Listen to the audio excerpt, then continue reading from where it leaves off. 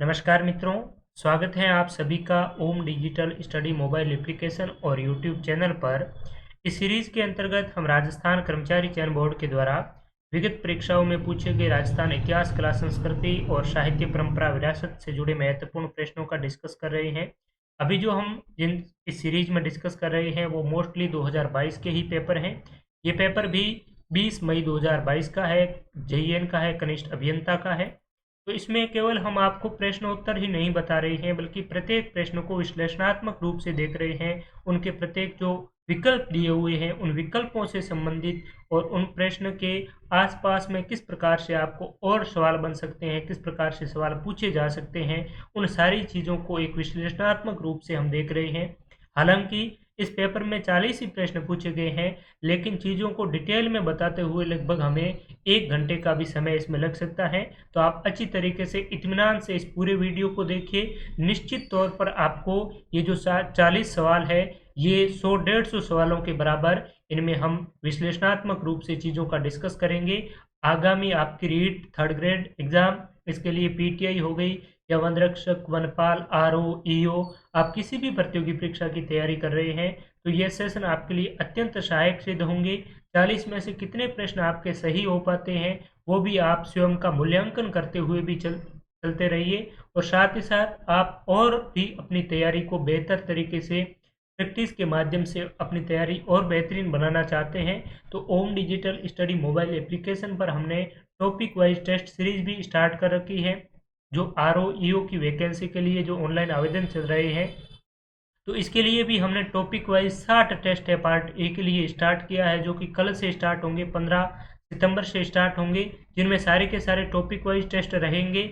और इस पे शुरुआती 100 विद्यार्थियों के लिए 50% की विशेष छूट भी आपको दी जा रही है। इसके अलावा थर्ड ग्रेड टीचर के लेवल फर्स्ट और लेवल सेकंड के लिए भी हमने टॉपिक वाइज टेस्ट सीरीज है वो स्टार्ट कर रखी है।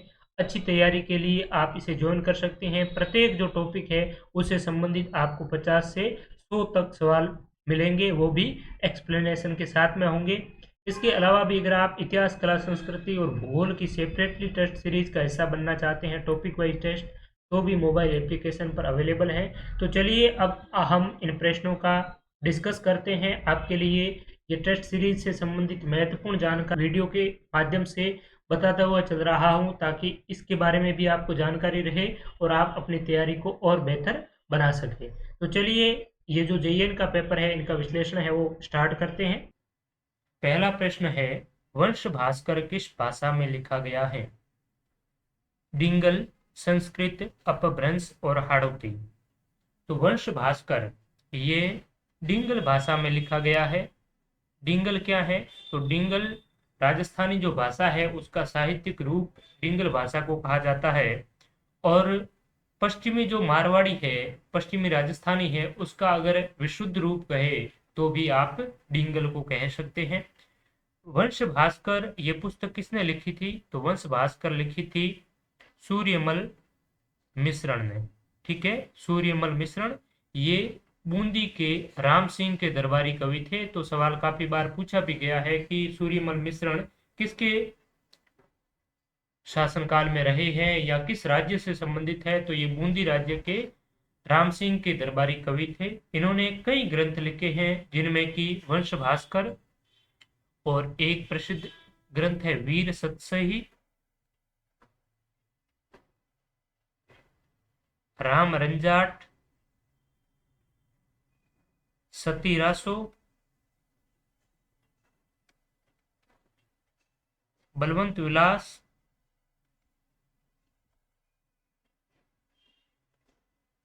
छंद म्यूक छंद।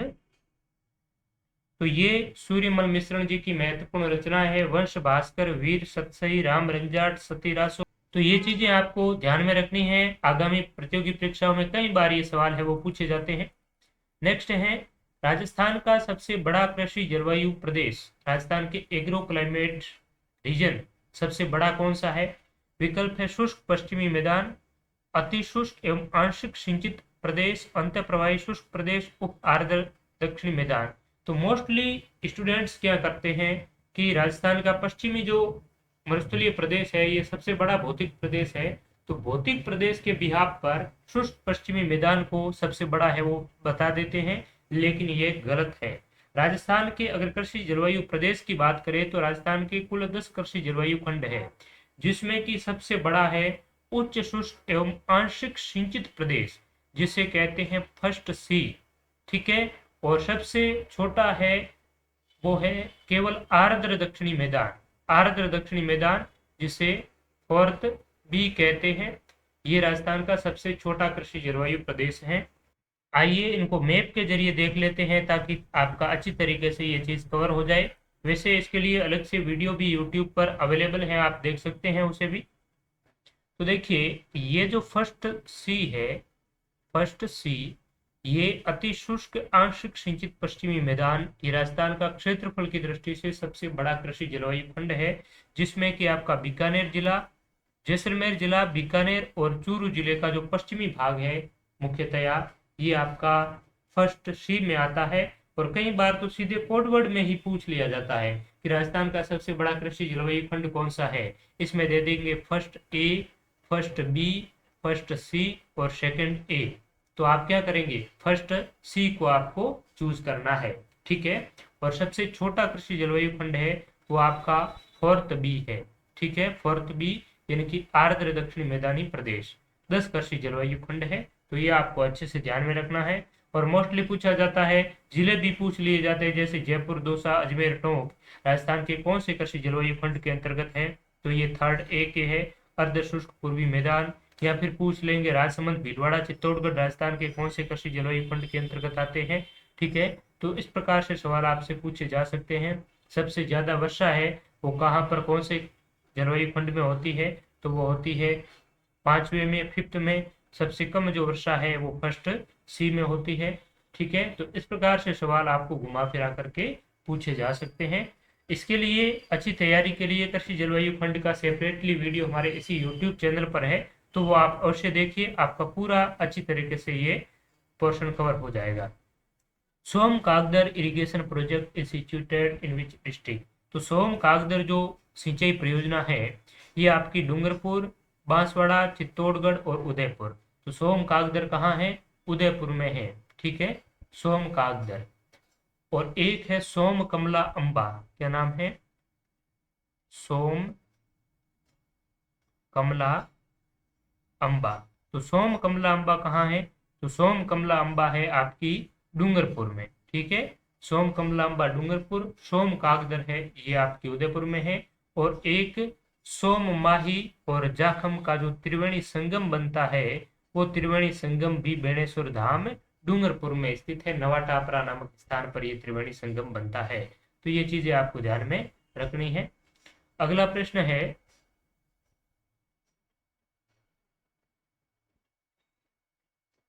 जो मिनरल और माइनिंग एरिया दिया हुआ है, खनिज और खनन क्षेत्र दिया हुआ है, जिसमें पूछा गया है कि कौन सा सुमेलित नहीं है।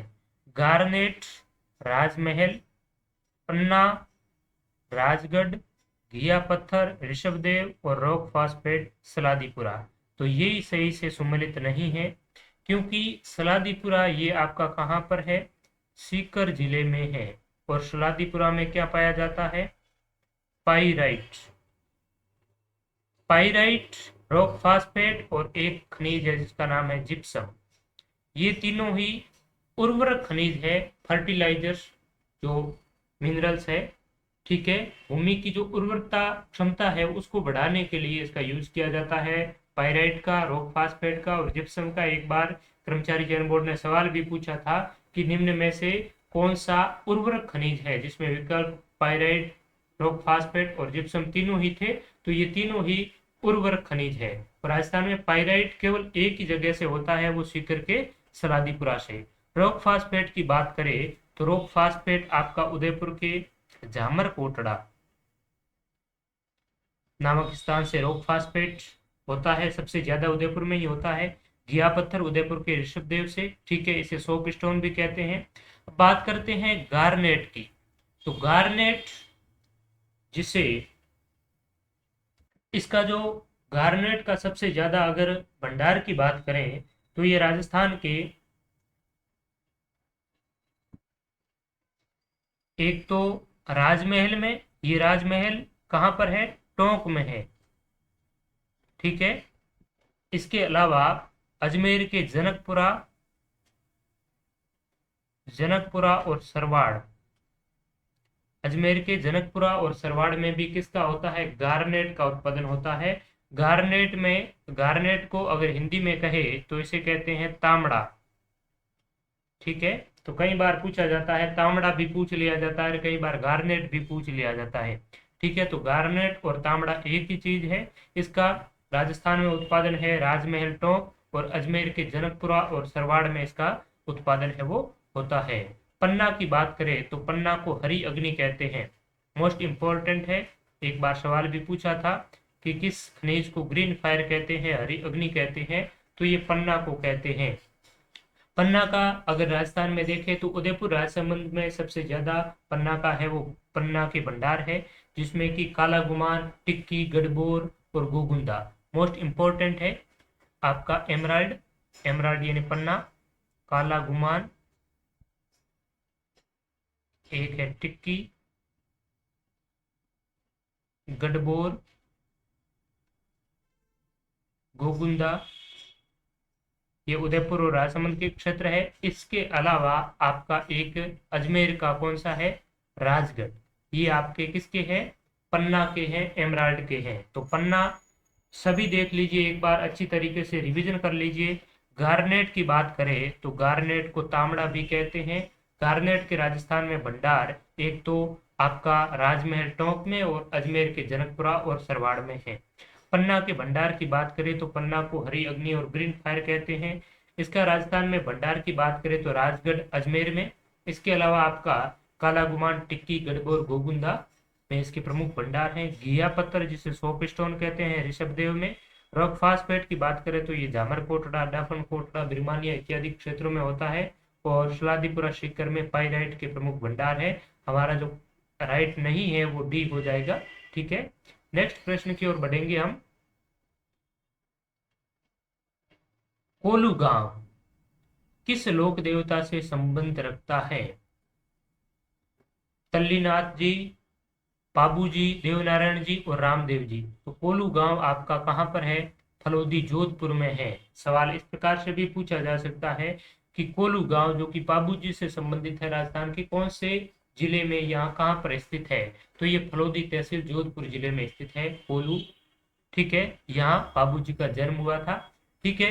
अब बात करते हैं विकल्पों की। तो तल्लीनाथ जी की बात करें तो जालोर का जो पंचोटा गांव है ये तल्लीनाथ जी से संबंधित है। और एक नाम आता है मल्लीनाथ, मल्लीनाथ। तो मल्लीनाथ जी से संबंधित स्थान है तिलवाड़ा, तिलवाड़ा बाड़मेर में मल्लीनाथ जी का पशु मेला भी आयोजित होता है चैत्र मास में। ठीक है। लूनी नदी के तट पर है। पाबू जी कोलू बता ही दिया। देवनारायण जी आसिंद भीलवाड़ा, आसिंद भीलवाड़ा में गुर्जर समुदाय के प्रमुख लोक देवता है, आराध्य देव है। रामदेव जी की बात करें तो रामदेव जी का जन्म तो हुआ था उडू कासमेर, उडू कासमेर बाड़मेर में आया हुआ है, यहाँ पर जन्म होता है। और आपका रूणीचा रामदेवरा ये जैसलमेर में है, यहाँ पर समाधि स्थल है। ठीक है। तो यहाँ पर भी हमारा राइट आंसर हो जाएगा। साथ ही पाबू जी के संबंध में और बात करें तो पाबू जी को लक्ष्मण का अवतार भी कहा जाता है। ठीक है। और राजस्थान में ऊंट, ऊंटों के देवता के रूप में पाबू जी को पूजा जाता है। सबसे पहले अगर राजस्थान में किसी व्यक्ति ने ऊंट लाया, यानी कि ऊंट लाने का राजस्थान में श्रेय दिया जाता है, वो पाबू जी को दिया जाता है। और एक राइका या रेबारी है जो ऊंट पालक प्रमुख राजस्थान की जाति है। तो ये जाति भी अपने पाबू जी को अपना आराध्य देव है वो मानती है और पाबू जी की पूजा करती है। ठीक है। तो यहाँ पर भी राइट आंसर है। नेक्स्ट सवाल की ओर चलते हैं। छप्पन का जो प्लेन है, छप्पन का मैदान है, ये किसका भाग है? तो छप्पन का मैदान माही बेसिन का भाग है। ठीक है। माही बेसिन। एक है छप्पन की पहाड़ी, जो मैं आपको बहुत बार बताता रहता हूँ, छप्पन की पहाड़ी। तो छप्पन की जो पहाड़ी है ये तो आपकी किस में है? बाड़मेर में है। नाकोड़ा पर्वत के आसपास में बाड़मेर की जो पहाड़ियां हैं वो छप्पन की पहाड़ी है। और छप्पन का जो मैदान है ये माही बेसिन का भाग है। और माही नदी है, इसे वांगड़ और कांटल की गंगा कहते हैं और कर्क रेखा को ये 2 बार पार करती है। मध्य प्रदेश की जो मेहद झील है वहां से माही नदी का उद्गम है वो होता है। ठीक है। नेक्स्ट है, राजस्थान में राजस्व मंडल की स्थापना कब हुई? जो रेवेन्यू बोर्ड है राजस्थान में, ये कब एस्टेब्लिश हुआ था? तो 1949 यानी कि 12 अगस्त 1949 को राजस्थान में राजस्व मंडल की स्थापना है वो हुई थी। एक महत्वपूर्ण बात ध्यान में रखिए कि 1956 में राजस्थान में भू राजस्व अधिनियम, जो लैंड रेवेन्यू एक्ट है, लैंड रेवेन्यू एक्ट, ये 1956 में राजस्थान में प्रभावी हुआ था और राजस्व मंडल की स्थापना 1949 में हुई थी। राजस्व मंडल राजस्थान के जितने भी राजस्व से संबंधित विवाद है उनके निपटारे के लिए एक राजस्थान का शीर्षस्थ यानी कि टॉप मोस्ट कोर्ट है, न्यायालय के रूप में इसकी स्थापना है वो हुई थी। ठीक है। तो राजस्थान में राजस्व मामलों से संबंधित शीर्षस्थ जो न्यायालय कौन सा है वो राजस्थान का राजस्व मंडल है, रेवेन्यू बोर्ड है। ठीक है। नेक्स्ट सवाल की ओर बढ़ेंगे। और राजस्थान राजस्व मंडल का मुख्यालय कहाँ पर है आपसे पूछा जा सकता है, काफी महत्वपूर्ण है। तो आपको पता ही होगा, राजस्थान राजस्व बोर्ड अजमेर में स्थित है। राजस्थान उच्च न्यायालय में न्यायाधीश के कितने पद स्वीकृत हैं? तो राजस्थान हाईकोर्ट में जो न्यायाधीश के पद है, जजेस के पद है, वो 50 सेक्शन है। कितने हैं? 50 है। ठीक है। और राजस्थान उच्च न्यायालय की स्थापना कब होती है? तो अगस्त 1949 को राजस्थान हाईकोर्ट की स्थापना है वो होती है। और इसकी जो प्रधान पीठ है वो तो कहाँ है? जोधपुर में है। और इसकी जो बेंच है वो आपकी जयपुर में है। ये भी महत्वपूर्ण है, आपको ध्यान में रखना है। राजस्थान में संभागीय आयुक्त व्यवस्था को कब पुनर्जीवित किया गया, यानी कि रिवाइव्ड कब हुई राजस्थान की डिविजनल कमिश्नर जो सिस्टम है, डीसीएस? तो ये देखिए, अगर बात करें संभागीय व्यवस्था की तो शुरुआत में हम जाते हैं 1949 को। राजस्थान में संभागीय व्यवस्था की जो शुरुआत है वो 1949 को हीरालाल शास्त्री के द्वारा की गई। ठीक है। उसके बाद में 1962 में एम.एल. सुखाड़िया ने संभागीय व्यवस्था को समाप्त किया और 1987 में हरिदेव जोशी, इन्होंने राजस्थान में संभागीय व्यवस्था को पुनर्जीवित किया। यानी कि 1987 में राजस्थान में संभागीय व्यवस्था को पुनर्जीवित किसने किया?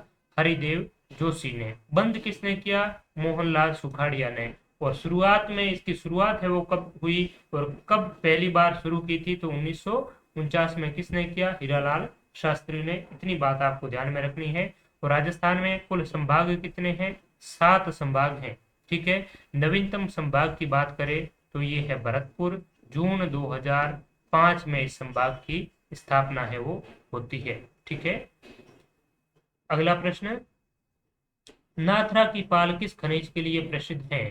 तो नाथरा की पाल से संबंधित बहुत बार सवाल पूछे जाते हैं, मोस्ट रिपीटेड है। राजस्थान में अगर बात करें लोहा की, इसके अलावा सीसा, जस्ता, तांबा, तो इनसे संबंधित मोस्टली सवाल पूछे जाते हैं। नाथरा की पाल है, ये आपकी उदयपुर में है नाथरा की पाल, और एक नाम है थुरुंडेर। ये राजस्थान में लो एश के प्रमुख यहाँ पर भंडार हैं। अगर लो एश की बात करें तो लो एश के प्रमुख भंडारों में राजस्थान में नाथरा की पोल, थुरुंडेर, जयपुर का मोरिजा बानोला जयपुर का, इसके अलावा दौसा का नीमला रायसेला,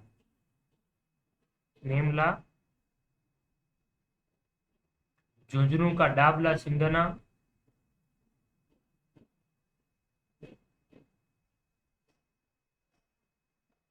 और एक आपका झुंझुनू का आता है बगोली सराय पचलंगी। ये सारे के सारे कई बार परीक्षाओं में पूछा गया है।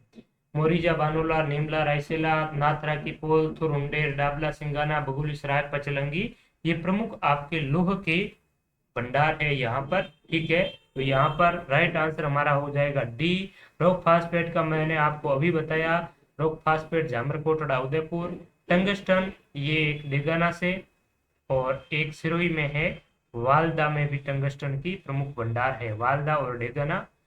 और एस्बेस्टोस की बात करें तो एस्बेस्टोस आपका उदयपुर के ऋषभदेव, ठीक है। इसके अलावा खेरवाड़ा और सलूम्बर में एस्बेस्टोस के भंडार देखने को मिले हैं।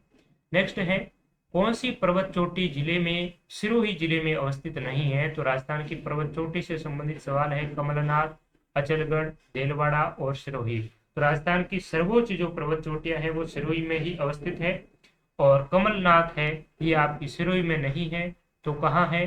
तो ये आपकी उदयपुर जिले में स्थित है, उदयपुर, ठीक है। अब बात करते हैं सिरोही की। तो सिरोही में सर्वोच्च जो पर्वत चोटी है उसका नाम है गुरु शिखर। गुरु शिखर अरावली की सर्वोच्च पर्वत चोटी है, 1727 मीटर इसकी ऊंचाई है। इसके बाद में दूसरी सर्वोच्च पर्वत चोटी 1597 मीटर के साथ में शेर है। तीसरी है आपकी दिलवाड़ा 1442, और चौथी है ये आपकी जरगा है जिसकी ऊंचाई है 1431 मीटर, ठीक है। तो जरगा यानी कि तीन जो टॉप चोटियां हैं, गुरु शिखर, ठीक है, उसके बाद में शेर और देलवाड़ा, ये तीनों ही आपकी कहां पर है? ये सिरोही में है, लेकिन जरगा है ये आपकी उदयपुर की है। तो आपसे पूछा जाए कि उदयपुर राजसमंद की सर्वोच्च चोटी कौन सी है, तो वो हो जाएगी जरगा 1431 मीटर, ठीक है। और कमलनाथ की बात करें तो कमलनाथ भी उदयपुर में है, 1001 मीटर इसकी ऊंचाई है, 1001 मीटर कमलनाथ की ऊंचाई। और अरावली पर्वत चोटी की बात करें तो इसकी राजस्थान में टोटल जो लंबाई है इसकी 550 किलोमीटर राजस्थान में लंबाई है, और कुल लंबाई 692 किलोमीटर है, ठीक है। और यह किस प्रकार की पर्वत चोटी है? विश्व की प्राचीनतम वलित पर्वत चोटी है अरावली पर्वत श्रेणी, ये आपको ध्यान में रखना है। ऑक्सीजोन पार्क राजस्थान में कहाँ पर डेवलप हो रहा है? तो ऑक्सीजोन पार्क का विकास राजस्थान के कोटा जिले में हो रहा है। लगभग 80 से 100 करोड़ रुपए के यहाँ पर खर्च होने की संभावना है, और ये सबसे बड़ा ऑक्सीजोन पार्क है, ये राजस्थान के कोटा जिले में स्थापित हो रहा है। नेक्स्ट है, जहाँ पर सैकड़ों की संख्या में वृक्ष लगाए जा रहे हैं। फोल्क ड्रामेस्टिक जो नानूराम है ये किस ख्याल के प्रमुख प्रवर्तक माने जाते हैं? तो शेखावटी ख्याल, जयपुरी ख्याल, हेला ख्याल और कुचामनी ख्याल। तो कई बार हमने डिस्कस किया है, अगर नानूराम से संबंधित सीधे प्रश्न ना भी पूछा गया हो तो हमने विकल्प में भी आपको कई बार बताया है ये चीज कि शेखावटी ख्याल के दो प्रमुख कलाकार है, एक तो नानूराम है और एक क्या नाम है? दुलिया राणा। अच्छी तरीके से आपको ध्यान में रखना है, नानू राम और दुलिया राणा शेखावटी ख्याल से संबंधित है। जयपुरी ख्याल के प्रमुख कलाकार मनरंग भूपत खान, मनरंग भूपत खान। हेला ख्याल की बात करें तो ये दोसा का प्रसिद्ध है, और शायर हेला इसके प्रवर्तक माने जाते हैं। कुचामनी ख्याल आप सभी को पता होगा, लच्छी राम, ठीक है। तो ये चीजें आपको बहुत ही अच्छी तरीके से ध्यान में रखनी है। शेखावटी ख्याल दुलिया राणा, जयपुरी ख्याल मनरंग भूपत खान, एला ख्याल शायर हेला, और कुचामनी ख्याल लच्छी राम, ठीक है। नेक्स्ट, मैं एक चीज के साथ में आपको और भी कई सारी महत्वपूर्ण फैक्ट्स है वो बताते हुए चल रहा हूँ, ताकि आपकी बहुत ही अच्छी तरीके से सारे के सारे कंसेप्ट क्लियर हो। और कर्मचारी चयन बोर्ड या आरपीएससी का भी यही पैटर्न रहता है कि जो आपको एक बार ऑप्शन में दिए हैं दूसरी बार वो सवाल बना देंगे, ठीक है। तो इस प्रकार से आपको चीजें हैं वो देख के चलना है। राजस्थान की किस रियासत ने ब्लू पोट्री को संरक्षण दिया? बूंदी, उदयपुर, जोधपुर और जयपुर। तो राजस्थान की जो जयपुर रियासत है इसने ब्लू पोट्री को संरक्षण दिया। अब बात आ गई ब्लू पोट्री, तो ब्लू पोट्री है क्या? तो ब्लू और पोट्री, ठीक है, ब्लू का मतलब होता है नीला, यानी कि नीले रंग से बने हुए चीनी मिट्टी के बर्तन, यानी कि चीनी मिट्टी से बने हुए बर्तन जिसमें नीले रंग की चित्रकारी की हुई हो उसे ब्लू पोट्री कहते हैं। चूंकि इसमें चीनी मिट्टी का प्रयोग होता है इसीलिए इसे काम चीनी भी कहते हैं। मोस्ट इंपॉर्टेंट है, एक बार सवाल पूछा था आरपीएससी ने या आरएसएस भी ने, राजस्थान की किस हस्तकला को कामचीनी के नाम से जाना जाता है, तो ब्लू पोट्री को कामचीनी भी कहते हैं। ठीक है। जयपुर के सवाई जो राम सिंह है, इन्होंने राजस्थान में ब्लू पोट्री का सर्वप्रथम है वो प्रश्रय दिया था, विकास किया था। और आपके कृपाल सिंह शेखावत, क्या नाम है, कृपाल सिंह शेखावत को ब्लू पोट्री के लिए पद्मश्री से सम्मानित किया जा चुका है। तो ब्लू पोट्री के प्रसिद्ध जो कलाकार है वो आपकी कृपाल सिंह शेखावत है। इसके अलावा जयपुर की मीनाकारी भी प्रसिद्ध है। जयपुर की क्या है, मीनाकारी, मिनिएचर। और मान सिंह के काल में मीनाकारी है, इसका विकास हुआ था। Man Singh, meenakari, blue pottery, Ram Singh. ठीक है। Next, who wrote a book entitled Rajput painting in 1916 AD. तो 1916 में जो राजपूत पेंटिंग शीर्षक से पुस्तक है, ये किसने लिखी? तो ये लिखी थी आनंद कुमार स्वामी ने। डी इसका राइट आंसर हो जाएगा। आनंद कुमार स्वामी ने राजपूत नामक जो राजपूत पेंटिंग है, ये जो पुस्तक लिखी है, और इस पुस्तक में उन्होंने राजस्थानी जो पेंटिंग है, राजस्थानी चित्रकला है, इनका सबसे पहले वैज्ञानिक वर्गीकरण प्रस्तुत किया। वैज्ञानिक वर्गीकरण। तो ये सवाल आपसे घुमा फिरा कर इस प्रकार से भी पूछा जा सकता है कि राजस्थानी पेंटिंग का सर्वप्रथम वैज्ञानिक वर्गीकरण किसने प्रस्तुत किया? तो वो किया था आनंद कुमार स्वामी ने। कब किया? 1916 में। कहां पर किया? तो राजपूत पेंटिंग में। और सवाल घुमा फिरा कर इस प्रकार से भी पूछा जा सकता है कि आनंद कुमार स्वामी ने राजपूत पेंटिंग नामक पुस्तक है वो कब लिखी? तो 1916 में। यानी कि ऑल ओवर सारे के सारे फैक्ट आपको अच्छी तरीके से ध्यान में रखना है। राजपूत पेंटिंग, आनंद कुमार स्वामी, 1916। और इसमें क्या चीज है? तो इसमें राजस्थानी जो पेंटिंग है, इनका साइंटिफिक क्लासिफिकेशन है, वैज्ञानिक वर्गीकरण है। ठीक है। नेक्स्ट सवाल की ओर बढ़ेंगे हम। राजस्थान के इतिहास में हिंदूपत किस शासक को कहा जाता है? तो राजस्थान के इतिहास में हिंदूपत, हिंदुआ सूरज और हिंदू सुल्तान, ये तीन महत्वपूर्ण उपाधि है, मेवाड़ के शासकों की है। अच्छे से ध्यान में रखना है आपको। सारी की सारी हम डिस्कस करेंगे। तो महाराणा कुंभा, महाराणा सांगा, महाराणा राय सिंह और महाराणा राज सिंह। तो हिंदूपत की यहाँ पर बात हुई है, तो हिंदूपत कहा जाता है महाराणा सांगा या महाराणा संग्राम सिंह को। अगर बात करें हिंदू सुल्तान की, है ना, हिंदू सुल्तान कहा गया है महाराणा कुंभा को। और महाराणा जो प्रताप है, महाराणा प्रताप को कहा गया है हिंदुआ सूरज। हिंदुआ सूरज किसे कहा गया है? महाराणा प्रताप को। इसके अलावा महाराणा कुंभा को कई उपाधियां दी गई है, जैसे कि हाल गुरु, छाप गुरु, दान गुरु। एक मोस्ट इंपॉर्टेंट उपाधि है, वो है विनव भट्टाचार्य। तो ये महाराणा कुंभा को प्रदान की गई प्रमुख उपाधियां हैं। महाराजा राय सिंह की बात करें तो महाराजा राय सिंह को मुंशी देवी प्रसाद ने राजपूताने का कर्ण कहा है। तो राय सिंह बीकानेर के शासक थे, जिसको मुंशी देवी प्रसाद ने राजपूताने का कर्ण कहा था। ठीक है। तो ये आपको अच्छे से ध्यान में रखना है। हिंदूपत महाराणा सांगा को दी गई उपाधि थी। अलवर की लोक देवी के रूप में किसे मान्यता प्राप्त है? सुगाली माता, सचियाई माता, लटियाल माता और जिलानी माता। तो अलवर की लोक देवी है आपकी कौन सी? जिलानी माता। जिलानी माता कहाँ की है? अलवर की लोक देवी है। और एक अलवर की जो लोक देवी है उसका नाम है नारायणी माता।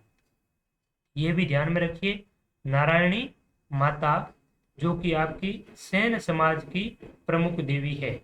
ठीक है। सुगाली माता की बात करें तो 1857 की क्रांति के देवी के रूप में सुगाली माता को जाना जाता है। सचिया माता जो ओस वालों की कुल देवी,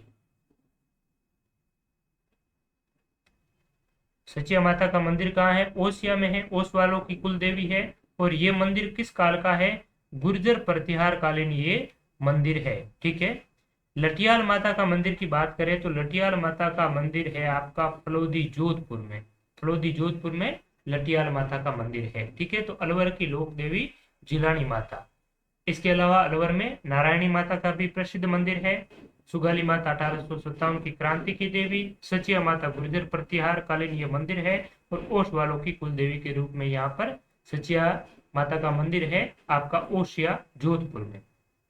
नेक्स्ट प्रश्न, बीकानेर के शासक राय सिंह का शासनकाल था। तो बीकानेर का जो शासक है राय सिंह, इनका शासनकाल रहा था 1574 से 1612, यानी कि 1574 में ये महाराजा धीराज की उपाधि के साथ में बीकानेर के है वो शासक बनते हैं। और इनके शासनकाल की महत्वपूर्ण जो घटना है वो है क्या, जूनागढ़ का दुर्ग। तो कई बार सवाल पूछा गया है कि जूनागढ़ दुर्ग के निर्माता कौन है, तो राय सिंह ने जूनागढ़ दुर्ग का है वो निर्माण करवाया था। और इसी जूनागढ़ दुर्ग के आगे जयमल और फत्ता की जो पाषाण मूर्तियां हैं वो भी लगाई थी, स्थापित करवाई थी राय सिंह ने। और हमने अभी कहा देवी प्रसाद, मुंशी देवी प्रसाद ने इसे क्या कहा है, कर्ण कहा है। किसका, कलयुग का कर्ण, किसको, राय सिंह को, सॉरी राजपूताने का कर्ण, राजपूताने का कर्ण कहा है राय सिंह को। अब बात आ गई कलयुग के कर्ण की, तो कलयुग के कर्ण की भी डिस्कस कर लेते हैं। कलयुग का कर्ण किसे कहा जाता है, ठीक है, तो कलयुग का कर्ण कहा गया है लूण कर्ण को। तो मैंने आपको बताया कि राय सिंह को तो राजपूताना के कर्ण कहा, किसने कहा, मुंशी देवी प्रसाद ने। तो फिर लूण कर्ण जो बीकानेर का शासक था उसको कलयुग का कर्ण किसने कहा, तो इसको कलयुग का कर्ण कहा था किसने, बिठू सूजा ने। बिठू सूजा, बिठू सूजा ने एक ग्रंथ लिखा था प्रसिद्ध जिसका नाम है राव जेत सिंह छंद।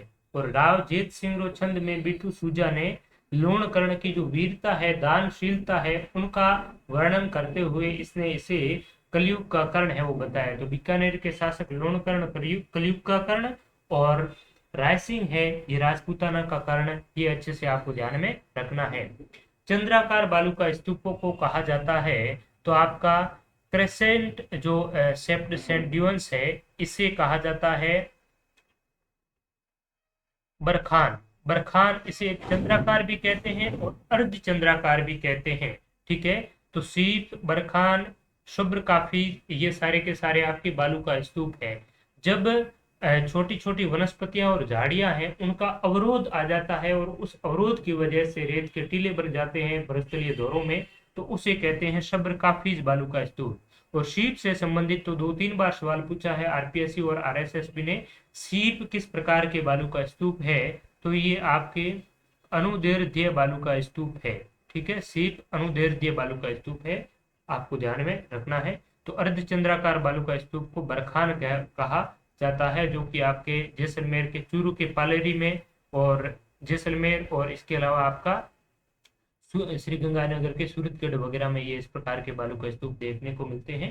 राजस्थान में जिला आयोजना समिति का अध्यक्ष कौन होता है, तो जिला प्रमुख, जिला जो प्रमुख होते हैं वो जिला आयोजना समिति के अध्यक्ष होते हैं।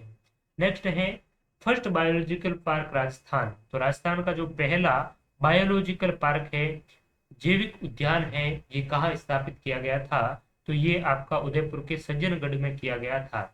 राजस्थान में अगर बायोलॉजिकल पार्कों की बात करें तो वर्तमान में 5 बायोलॉजिकल पार्क हैं, और छठा है ये आपका पुष्कर में प्रस्तावित है, ठीक है, पुष्कर अजमेर में।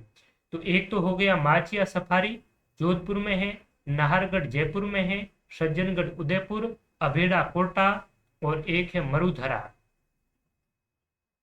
मरुधरा बायोलॉजिकल पार्क जो कि आपका बीकानेर में स्थित है, ठीक है। तो ये राजस्थान के जैविक उद्यान बायोलॉजिकल पार्क है, इससे संबंधित चीजें आपको अच्छे से ध्यान रखना है। राजस्थान की किस नदी को रुंडित सरिता कहा जाता है, घग्गर, शाबी, बाणगंगा और माही। तो रुंडित सरिता राजस्थान की बाणगंगा नदी को कहा जाता है। बाणगंगा नदी का एक अन्य नाम है अर्जुन की गंगा। तो किसे अर्जुन की गंगा कहा जाता है, ये भी अगली बार सवाल पूछा जा सकता है। तो बाणगंगा को रुंडित सरिता भी किसे कहते हैं, बाणगंगा को कहते हैं। घग्गर नदी की बात करें तो घग्गर नदी को डेड रिवर कहते हैं, मृत नदी कहते हैं। साबी नदी की बात करें तो साबी को साहिबी भी कहते हैं, ठीक है, साहिबी। और माही की बात करें तो वांगड़ व कांठल। वांगड़ और कांठल की गंगा किसे कहते हैं? माही को। कर्क रेखा को 2 बार पार करने वाली नदी। ठीक है, तो ये आपको बाणगंगा, और बाणगंगा नदी कहाँ से निकलती है? तो बेराट की पहाड़ियों से निकलती है। और घग्गर नदी को आपको ध्यान में रखना है कि बाकी राजस्थान की मोस्टली नदियां हैं जो कि दक्षिण से उत्तर की ओर प्रवाहित होती है, लेकिन जो घग्गर नदी है ये आपकी उत्तर से होकर दक्षिण की ओर प्रवाहित होने वाली नदी है। और राजस्थान में जो अंत प्रवाह की नदियां हैं उसमें अंत प्रवाह वाली नदियों में सबसे लंबी नदी है ये आपकी घग्गर नदी है। अंत प्रवाह की राजस्थान की सबसे लंबी नदी घग्गर है। और पूर्णतः राजस्थान में बहने वाली अंत प्रवाह की सबसे लंबी नदी है ये कांतली है। पूर्णतः राजस्थान लिखा है तो कांतली, और ऐसे ही रेंडमली पूछे तो आपको बताना है घग्गर। ठीक है, नेक्स्ट है कौन सा सही सुमेलित नहीं है? पहाड़ों की नगरी, सिटी ऑफ हिल्स कहा जाता है डूंगरपुर को। राजस्थान का जो प्रवेश द्वार है, गेटवे ऑफ राजस्थान, भरतपुर। वस्त्र नगरी भीलवाड़ा को। और पूर्व का पेरिस उदयपुर, यही गलत है। इसमें पूर्व का जो पेरिस है ये आ जाएगा जयपुर। ठीक है, जयपुर की स्थापना सवाई जय सिंह ने 1787 में की थी। और जयपुर एक सुनियोजित रूप से बसाया गया नगर है। विद्याधर भट्टाचार्य इसके नगर नियोजक थे। ठीक है, तो इसी वजह से जयपुर को पूर्व का पेरिस कहा गया है, जिस प्रकार से पेरिस एक सिस्टमेटिक ढंग से सुनियोजित रूप से बसा हुआ है। इसके अलावा रमन सीवी रमन ने रंगश्री का द्वीप की संज्ञा दी है किसको? जयपुर को। आइसलैंड ऑफ ग्लोरी या रंगश्री का द्वीप जयपुर को किसने कहा है? सीवी रमन ने कहा है। ये भी आपको ध्यान में रखना है। और गुलाबी नगरी के नाम से प्रसिद्ध है, ये तो आप सभी को पता ही है। ठीक है, उदयपुर को पूर्व का वेनिस कहा जाता है। पूर्व का वेनिस और व्हाइट सिटी। ठीक है, ये आपको उदयपुर का कहा जाता है, तो इसमें डी राइट आंसर हो जाएगा। नेक्स्ट प्रश्न है आकलवुड फॉसिल पार्क कहाँ स्थित है? तो आकलवुड यहाँ पर हजारों करोड़ों वर्ष पुराने जीवाश्म के फॉसिल्स के अवशेष है वो मिले हैं। तो ये आपका पार्क है, ये राष्ट्रीय मरु उद्यान जैसलमेर में स्थित है। ठीक है, तो आकलवुड फॉसिल पार्क आपका जैसलमेर में है। अगला सवाल है साहित्यिक कृति और लेखक जिसमें सुमेलित नहीं है। प्रबंध चिंतामणि मेरुतुंग बिल्कुल सुमेलित है। राजवल्लभ मंडन ये भी सुमेलित है। पार्श्वनाथ चरित्र श्रीधर ये भी है। प्रबंध कोश चंद्रशेखर, तो प्रबंध कोश के रचयिता है चंद्रशेखर नहीं है, तो कौन है? राजशेखर है। तो राजशेखर सूरी ने प्रबंध कोश नामक ग्रंथ की है वो रचना की थी। किसने? राजशेखर ने। तो प्रबंध कोश राजशेखर, प्रबंध चिंतामणि मेरु तुंग। ठीक है, राजवल्लभ मंडन। और ये जो मंडन है ये कुंभलगढ़, जो कुंभलगढ़ दुर्ग है इनके भी शिल्पकार है। कुंभलगढ़ दुर्ग के शिल्पी कौन थे, कई बार पूछा गया है, तो ये मंडन थे। ठीक है, अगले सवाल की ओर बढ़ेंगे हम। कोकिल देव ने आमेर को कछवाहा राजवंश कब बनाया? बहुत ही अच्छा सवाल है। तो कोकिल देव ने आमेर को कछवाहा का राजवंश यानी कि कछवाहा की जो राजधानी है वो आमेर बनाई थी 1207 में। तो सवाल घुमा फिरा कर इस प्रकार से आपको पूछा जा सकता है कि 1207 में आमेर के किस शासक ने कछवाहा को अपनी मतलब आमेर को अपनी राजधानी बनाया, या आमेर को कछवाहा राजवंश की राजधानी बनाया? तो कोकिल देव ने आमेर को कछवाहा राजवंश की राजधानी बनाया। तो कछवाहा के संबंध में आपको ध्यान में रखना है कि कछवाहा राजवंश की राजस्थान में उन्होंने 4 राजधानियां है वो बनाई थी। सबसे पहले तो अगर कछवाहा की बात करें तो 1137 में एक नाम आता है दूल्हे राय, जिसे तेजकर्ण भी कहा जाता है। तो दूल्हे राय ने 1137 में मीणा और बड़गुजरों को हरा करके दौसा पर अधिकार किया और दौसा को अपनी राजधानी बनाया। ठीक है, दौसा। तो सबसे पहली जो राजधानी है वो आपकी कछवाहा वंश की थी दौसा। इसके बाद में दुले राय ने जमवारामगढ़ के मीणाओं और बड़गुजरों को पराजित करके जमवारामगढ़ में राजधानी बनाई। इसके बाद में आमेर में तीसरी राजधानी बना देते हैं कौन, ये आपका कोकिल देव 1207 में, जो कि 1727 तक आमेर के कछवाहा की राजवंश की राजधानी रहा। और उसके बाद में जयपुर में बना देते हैं कौन, सवाई जय सिंह। ठीक है, तो ये आमेर शासकों की 4 राजधानियां हैं, दौसा, जमवारामगढ़, दुलेराय, आमेर में कोकिल देव और जयपुर सवाई जय सिंह। ठीक है, दौसा, जमवारामगढ़, आमेर और जयपुर, इन जो आपके राजधानी है इनको कालक्रमानुसार भी पूछा जा सकता है, तो आप अच्छी से ध्यान में रखना है। तो कोकिल देव ने किसको परास्त करके कछवा राजवंश की राजधानी आमेर को बनाया था, तो मीणाओं को पराजित करके बनाया था, ये भी ध्यान में रखना है। जो आमेर का कछवाहा राजवंश है वो सब पहले तो किन के सामंत थे, चौहानों के सामंत थे। ठीक है, चौहानों के सामंत थे, और उसके बाद में धीरे धीरे इन्होंने यहाँ पर ये जो आपका ढूंढाड़ है इस पे अधिकार करते हुए यहाँ पर मीणा और बड़गुजर वगैरह शासन चलाया करते थे, तो इनको पराजित करके यहाँ पर है वो अपनी राजधानी और राज्य स्थापित कर लिया था। नेक्स्ट सवाल, सूफी संत मीठे साहब की दरगाह किस दुर्ग में स्थित है, तो सूफी संत जो मीठे साहब की दरगाह है वो आपकी गागरोन में स्थित है, गागरोन झालावाड़ में। तो गागरोन जो दुर्ग है इसी दुर्ग में सूफी संत मीठे शाह की दरगाह है। और ये दुर्ग किस प्रकार का है, ये जल दुर्ग का उत्तम उदाहरण है। आहू और काली सिंध नदियां, आहू और काली सिंध नदियों के संगम पर स्थित गागरोन का दुर्ग प्रसिद्ध जल दुर्ग का उदाहरण है, जहां पर मीठे साहब की दरगाह है। नेक्स्ट है, राजस्थान में केशवराय पाटन स्थित प्रसिद्ध हिंदू केशव मंदिर किस देवता को समर्पित है, तो केशवराय पाटन में हिंदू मंदिर है जिन्हें केशव मंदिर के नाम से भी जाना जाता है, और ये भगवान विष्णु को समर्पित है। तो इस प्रकार से भी सवाल पूछा जा सकता है कि राजस्थान में केशव मंदिर कहाँ है, तो ये आपका केशवराय पाटन में स्थित है। ठीक है, तो भगवान विष्णु को समर्पित है। एक सवाल और भी पूछा जाता है, आभानेरी में जो मंदिर है, आभानेरी में हर्षत माता का मंदिर। ठीक है, आभानेरी में हर्षत माता का मंदिर है, ये मूल रूप से किन को समर्पित था, तो ये भी मूल रूप से आपका भगवान विष्णु को समर्पित था, ध्यान में रखना है आपको। चित्रकार अली राजा हामिद रुकनुद्दीन रामलाल चित्रकला शैली से संबंधित है, तो ये आपकी बीकानेर चित्रकला शैली से संबंधित है। ठीक है, बीकानेर चित्रकला शैली। अब बीकानेर चित्रकला शैली की बात करें तो बीकानेर के एक शासक 1574 से लगा करके 1612 तक, अभी हमने जिसका डिस्कस किया उसका क्या नाम है, राय सिंह। और राय सिंह ये मुगल दरबार में आते जाते रहते थे दिल्ली में, और जब उन्होंने वहां पर देखा तो पुस्तक कला का काफी कार्य है वो किया जा रहा था, और मुगल दरबार में पेंटिंग का भी कार्य किया जा रहा था। तो वहां पर इन्होंने 2 चित्रकार को पकड़े और उन 2 चित्रकारों को बीकानेर है वो लेकर आ गए, जिसमें एक तो चित्रकार अली राजा था और एक था हामिद रुकनुद्दीन। इन दोनों को है बीकानेर लाए, और इन्होंने धीरे धीरे बीकानेर में चित्रकला का है वो विकास किया। उसके बाद में आगे शासक आते हैं जिसका नाम है अनूप सिंह। अनूप सिंह, अनूप सिंह को औरंगजेब ने माही मरातेब की उपाधि भी दी थी, ये भी आपको ध्यान में रखना है। तो अनूप सिंह के समय में ये जो रामलाल है, इसके अलावा अली रजा और हसन,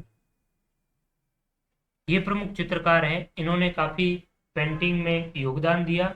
और अनूप सिंह के शासनकाल को बीकानेर चित्रशैली का चरमोत्कर्ष काल माना जाता है, ये आपको ध्यान में रखना है। और बीकानेर एक की जो पेंटिंग में एक तो आपकी उस्ता कला और एक है मथेरण कला, तो मथेरण कला और उस्ता कला है ये आपकी बीकानेर की प्रसिद्ध है, आपको अच्छे से ध्यान में रखना है। उस्ता कला के प्रमुख जो कलाकार है उनका नाम है हिस्सामुद्दीन उस्ता।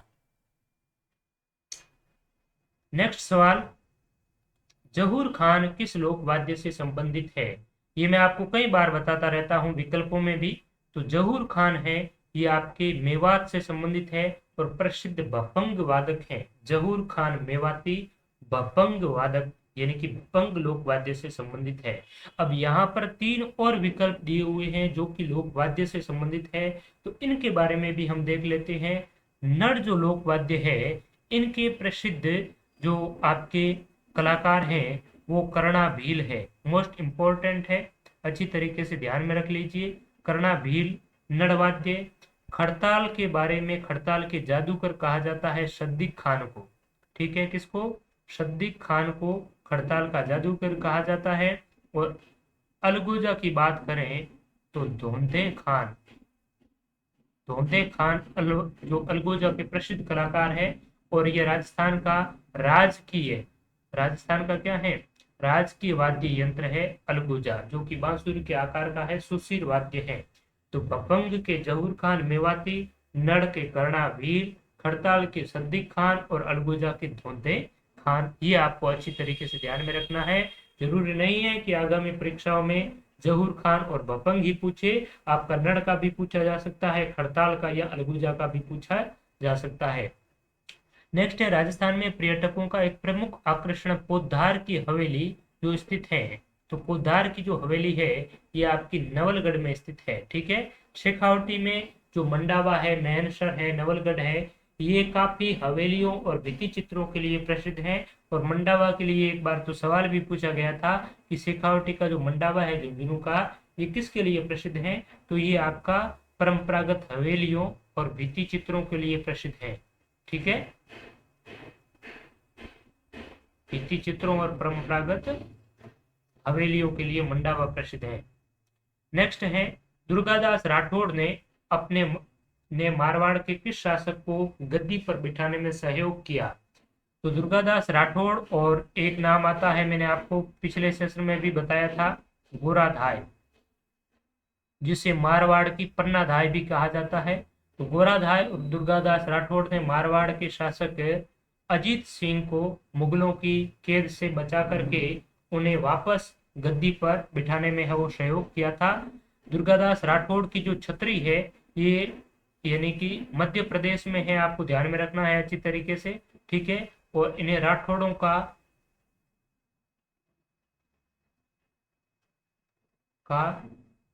यूलिसेस कहा जाता है। क्या? राठौड़ों का यूलिसेस किसे कहा जाता है? वीर दुर्गादास राठौड़ को।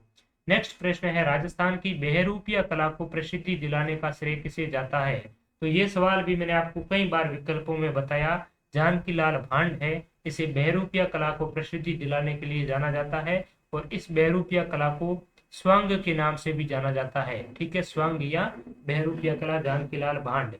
अब बात करते हैं विकल्पों की। तो देवीलाल सामर की बात करें तो देवीलाल सामर है ये आपकी कठपुतली कला, कठपुतली कला में इनका काफी योगदान रहा है। और इन्होंने एक आपकी उदयपुर में लोक कला मंडल, लोक कला मंडल जो कि कठपुतलियों को ही बढ़ावा देता है, तो उदयपुर में लोक कला मंडल के संस्थापक और निदेशक के रूप में आपका देवीलाल सामर ने काम किया है। ठीक है, लच्छीराम की बात करें तो लच्छीराम अभी मैंने बताया कुचामनी ख्याल से संबंध रखते हैं, और अल्लाह जिल्लाई बाई ये एक मांड गायकी से संबंध रखती है, मांड गायन से संबंध रखती है अल्लाह जिल्लाई बाई। ठीक है, नेक्स्ट प्रश्न, इतिहासकार गौरीशंकर हीराचंद ओझा GH ओझा के अनुसार मतीरे की राड़ नामक युद्ध कब लड़ा गया था?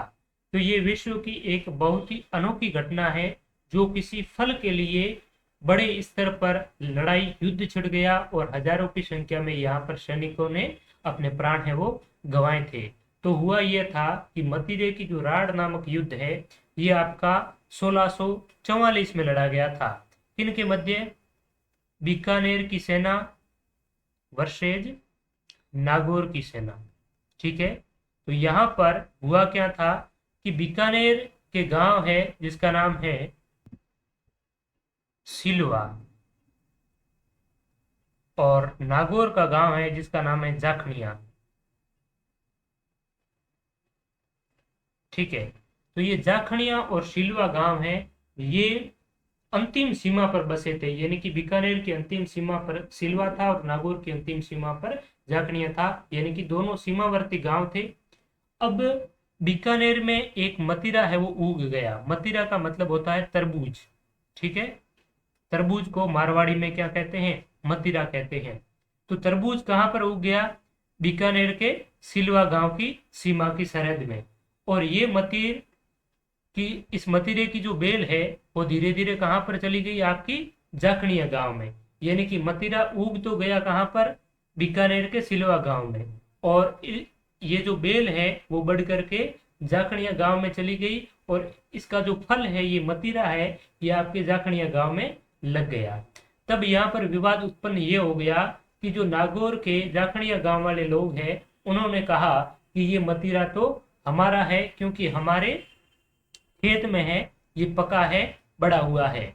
लेकिन बीकानेर के लोगों ने आपत्ति जताते हुए ये कहा कि इसकी जो जड़ें हैं ये हमारे खेत में है, हमारी जमीन में है, हमारी सीमा में है, इसीलिए इस मतीरे पर अधिकार है वो हमारा है।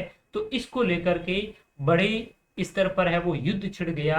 और यद्यपि बीकानेर के शासक और नागौर के शासकों को इस संबंध में जानकारी नहीं थी, क्योंकि ये मुगलों के अधीन थे और मुगलों की सेवा में दोनों ही चले गए थे। तो बीकानेर के शासक और नागौर के शासक उस समय कौन थे, ये महत्वपूर्ण है, आपसे पूछा जा सकता है। तो बीकानेर का शासक शासक था करण सिंह, ठीक है। और नागौर का शासक था अमर सिंह, अमर सिंह, ठीक है। तो अब ये जो युद्ध है वो किसने लड़े? क्या करण सिंह और अमर सिंह ने लड़ा? नहीं। बीकानेर का जो सेना का सेनापति था उसका नाम था रामचंद्र मुखिया। रामचंद्र मुखिया। और नागौर की सेना का सेनानायक था सिंघवी सुकमल।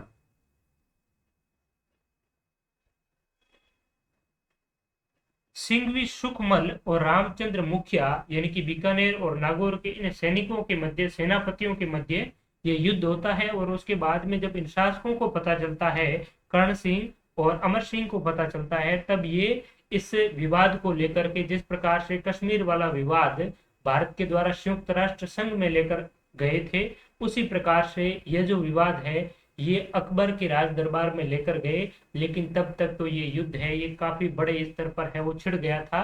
और अंततः हजारों की संख्या में, सैकड़ों की संख्या में कत्लेआम होने के बाद में बीकानेर है ये विजयी रहा था, और अंत में बीकानेर को ये मदिरा आपका मिला था, ठीक है।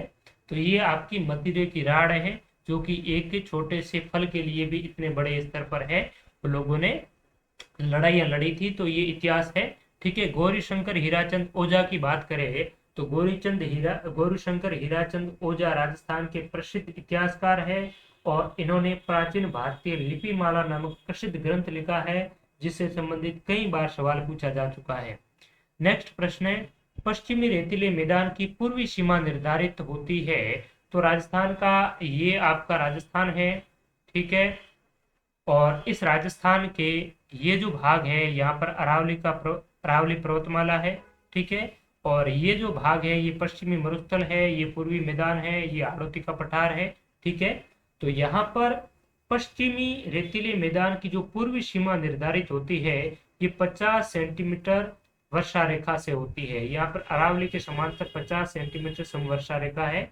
इसी, यानी कि 50 सेंटीमीटर समवर्षा रेखा का मतलब ये हुआ कि आपका पश्चिमी ये जो भाग है, इस यहाँ पर जो वर्षा होती है वो 50 सेंटीमीटर से कम होती है, और ये जो भाग है पूर्वी वाला यहाँ से 50 सेंटीमीटर से अधिक होती है, इसीलिए इसे 50 सेंटीमीटर समवर्षा रेखा में विभाजित किया गया है, ठीक है। नेक्स्ट है, राजस्थान का राज्य वृक्ष है। राजस्थान का जो स्टेट ट्री कौन सा है? Prosopis cineraria, Tecomella undulata, Prosopis juliflora, jojoba. तो राजस्थान का राज्य वृक्ष तो कौन सा है आपका? प्रोसोपिस सिनेरेरिया, एक इसमें राइट आंसर हो जाएगा। इसे सामान्य भाषा में हम क्या कहते हैं? खेजड़ी, शमी वृक्ष भी कहते हैं और जांटी भी कहते हैं। खेजड़ी की पूजा दशहरे के दिन होती है, दशहरे के दिन जांटी या शमी वृक्ष की पूजा भी होती है। 1983 को इसे राजस्थान के राजकीय वृक्ष के रूप में मान्यता प्राप्त है वो हुई थी। राजस्थान रेगिस्तान का कल्प वृक्ष की संज्ञा इसे दी जाती है, ठीक है। और थार का गौरव। टेकोमोला अंडुलेटा की बात करें तो टेकोमोला अंडुलेटा है, ये रोहिड़ा को कहा जाता है, ठीक है। और रोहिड़ा का फूल राजस्थान का राजकीय पुष्प है। इसे भी 1983 में राजकीय पुष्प का है वो दर्जा प्राप्त हुआ था, ठीक है। प्रोसोफिस जूलीफ्लोरा किसे कहते हैं? ये कहते हैं बबूल को। जो कांटेदार झाड़ियां होती है, बबूल होता है, उसे प्रोसोफिस जूलीफ्लोरा। होहोबा क्या है? तो होहोबा एक इजरायली पौधा है, इजरायली पौधा है जिसकी राजस्थान में खेती होती है। कहां पर? बीकानेर में, ठीक है। तो होहोबा की खेती भी राजस्थान में होती है, बीकानेर में, इजरायली पौधा है। नेक्स्ट, राज प्रशस्ति का काल क्या है? तो राज प्रशस्ति का काल है 1676। राज प्रशस्ति क्या है? तो ये एक प्रशस्ति है, अभिलेख है, ठीक है। प्रशस्ति यानी कि 25 बड़ी शिलाओं पर मेवाड़ राजवंश का इतिहास लिखा गया है। ये किसने उत्कीर्ण किया? तो रणछोड़ भट्ट तेलंग ने। रणछोड़ भट्ट तेलंग ने राज जो समंद झील है, राजसमंद झील, जिसकी एक पाल है उसका नाम है नौ चौकी। राजसमंद झील की नौ चौकी की पाल पर 25 बड़ी शिलाओं पर ये आपकी राज प्रशस्ति है वो उत्कीर्ण की गई है, जिसमें कि मेवाड़ के शुरुआती राजवंशों से लगा करके राज सिंह के शासनकाल तक इसमें वर्णन है। और इसमें यह भी लिखा हुआ है कि राजसमंद जो झील है इसका निर्माण गोमती नदी को रोक करके जो अकाल राहत कार्यों के लिए इसका निर्माण है वो करवाया गया था। तो राज प्रशस्ति विश्व की सबसे बड़ी प्रशस्ति मानी जाती है, जो कि 25 बड़ी शिलाओं पर लिखी गई है। 1676 में रणछोड़ भट्ट तेलंग इसके उत्कीर्णकर्ता थे, ठीक है। तो ये राज सिंह के शासनकाल की है। नेक्स्ट प्रश्न, राजस्थान विधानसभा की सदस्य संख्या 200 किस वर्ष हुई? तो राजस्थान विधानसभा की सदस्य संख्या वर्तमान में कितनी है? 200 ही है। लेकिन ये 200 कब हुई? तो 200 हुई थी आपकी 1977 में। प्रथम जो राजस्थान में आम चुनाव हुए थे वो 1952 में हुए थे, और इस समय राजस्थान में विधानसभा की सीटें थी 160, ठीक है। तो आपसे ये भी सवाल पूछा जा सकता है कि कौन सी विधानसभा में राजस्थान की जो सीटें हैं वो 200 की गई? तो ये आपकी छठी विधानसभा थी, ठीक है। पहली अगर विधानसभा की बात करें तो पहली विधानसभा 1952 में विधानसभा के चुनाव हुए। इस समय राजस्थान में विधानसभा की सीटें 160 थी, ठीक है। इसके बाद में दूसरी जो विधानसभा है, ठीक है, और दूसरी विधानसभा में राजस्थान में विधानसभा की सीटें है 176 कर दी दूसरे चुनाव में। और उसके बाद में चौथी विधानसभा के समय राजस्थान में इस विधानसभा सदस्यों की जो संख्या है वो आपकी 184 कर दी थी, और छठी के समय कर दी थी 200, जो कि वर्तमान में भी 200 है। तो पहली में 160, दूसरी में 176, चौथी में 184 और छठी से वर्तमान तक 200 विधायक हैं, ठीक है। तो यहाँ पर राइट आंसर हो जाएगा सी 1977।